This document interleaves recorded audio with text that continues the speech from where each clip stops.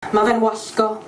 Ffindes I mas wythnos diwetha ar ôl I ffrind I fi weld nhw mewn leibai yn solfa. Wades i'r peth I ddechrau. Ffili dirnad.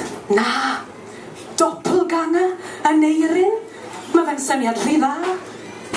Bes ati ymchwilio a cham fesul cam dinoethais y gwir ar ôl ffono I fam.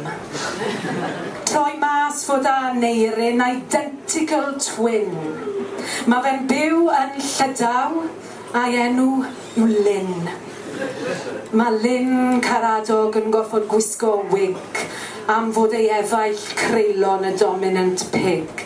Yn mynnu iddo fynd i'r digwyddiadau crap I dynnu luniau a gwisgo I gap.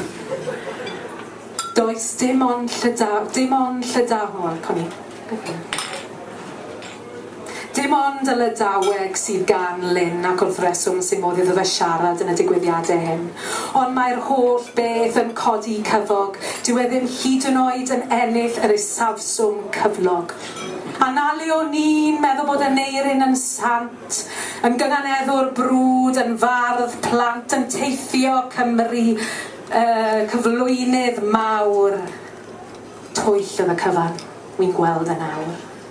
Pan wedes I wrth Ed Holden, dechreuodd e glapio. Mae hynna'n egluro lot am y rapio. Torrais y newyddion yw wraig Laura. Mae o'n reit dawal yn y car weithiau.